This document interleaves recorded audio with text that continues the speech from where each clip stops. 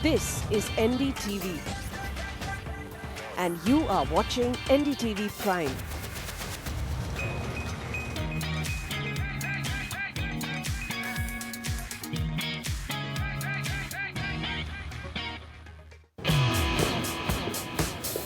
It is time for a brand new episode of CNB Bazzar Buzz here on the NDTV network. I'm SIDDHARTH PATANKAR. Let's get started with today's show. A brand new after-sales program from Mercedes-Benz, My Mercedes, My Service. Quarterly numbers coming in for the auto industry. We'll tell you what the picture looks like. And with the monsoon upon us, we'll also tell you how you can keep your car in shape.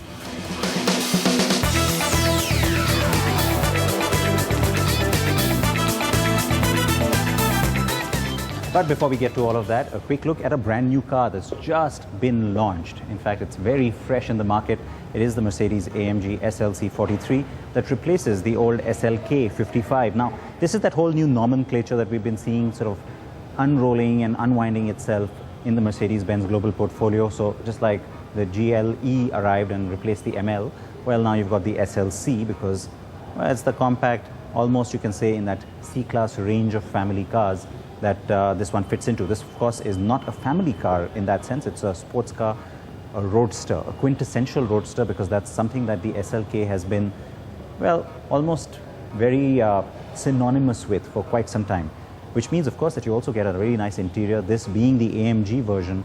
It is a 3-liter V6 that sits under this nice expansive hood, and it gives you 370 horses, 520 Nm of torque, though all of those figures are just a shade down from what the 55 used to offer. Promises good driving and great dynamics, and of course has the hard top roof that gets folded down at the touch of a button. Now, that is not the only thing that's new from Mercedes-Benz. There's also a brand new after-sales initiative called My Mercedes and My Service. It is something that Mercedes says will give a lot of people peace of mind. So how does it work and what are all the details? Samir Contractor has been finding out.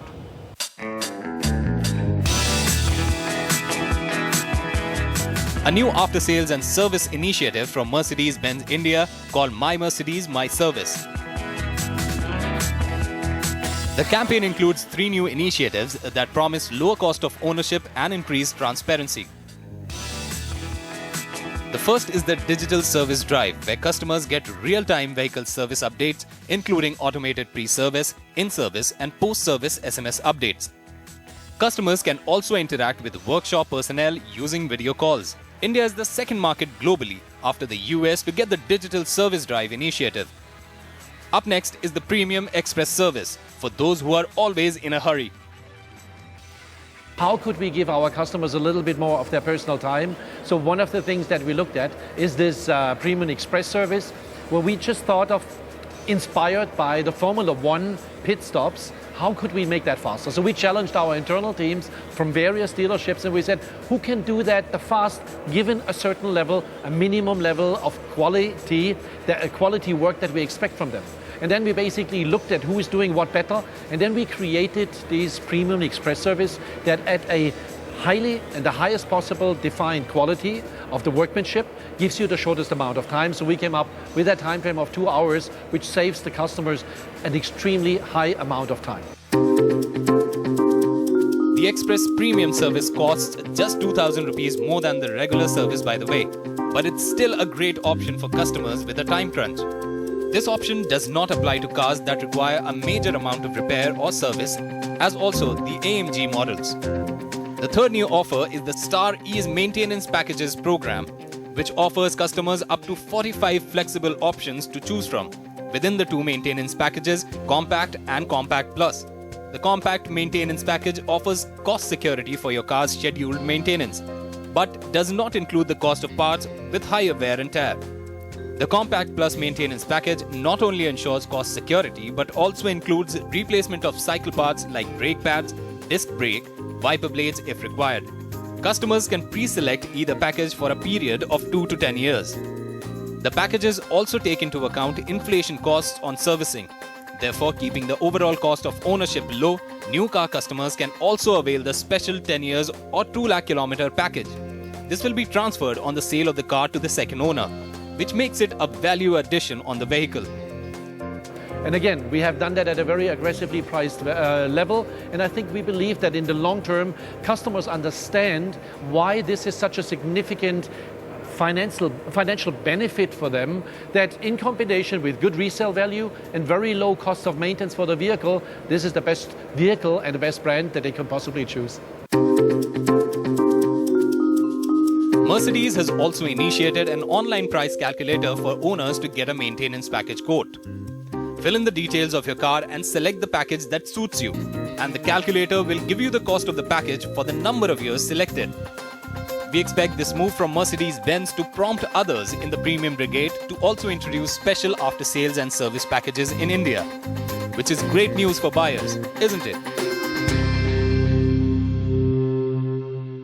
It's a nice place to be, the cabin of the SLC, and I like this little touch here. It's a very subtle branding of the SLC, just to remind you of the new name, I suppose. Now let's move on and talk about the quarterly numbers. The Society of Indian Automobile Manufacturers has released its data for the first quarter of this current fiscal, and it's a bit of a mixed bag. Some people expected things to be much worse. They are not. But having said that, there are a few worry areas still. Let's take a look at all the numbers and give you a comprehensive picture now.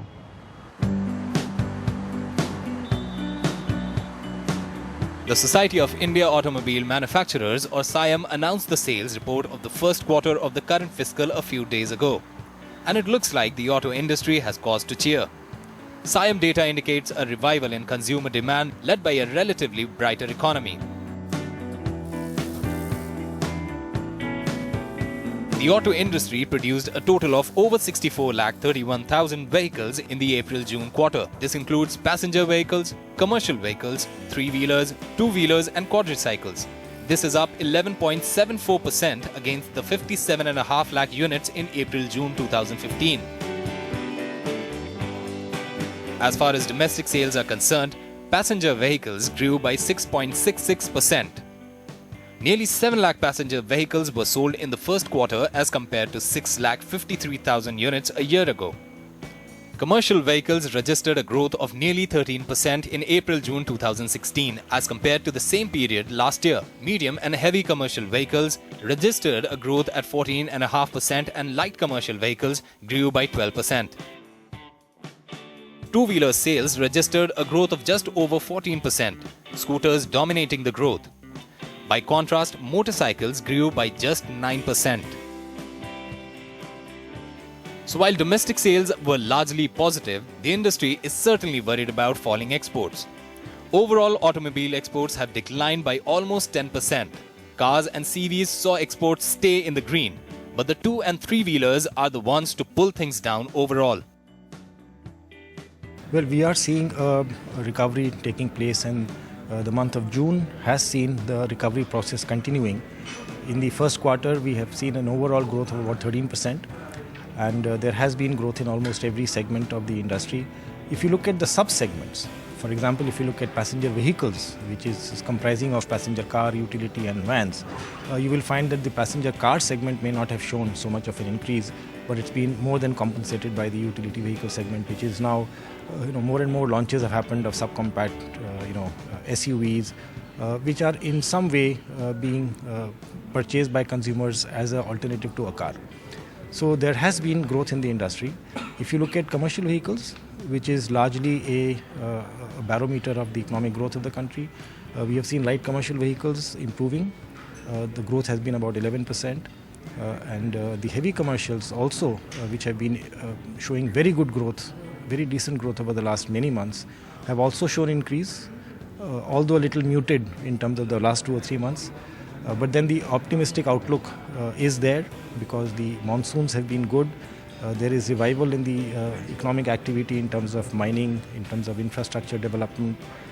Freight also we will get to see more as we go along, because the Pay Commission has also, the recommendations have come. People will have more money in their hands to spend, so which will give rise to consumer spendings and therefore indirectly the freight. The agricultural output is likely to improve, so the rural markets which have been down are also likely to come back. So the outlook is pretty good.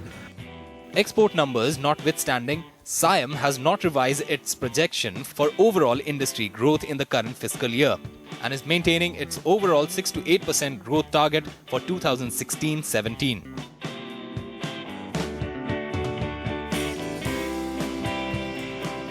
Time for a very short break here. I'm going to pull out some of your queries now and address them on the other side of that break. Keep watching Bazaar Buzz.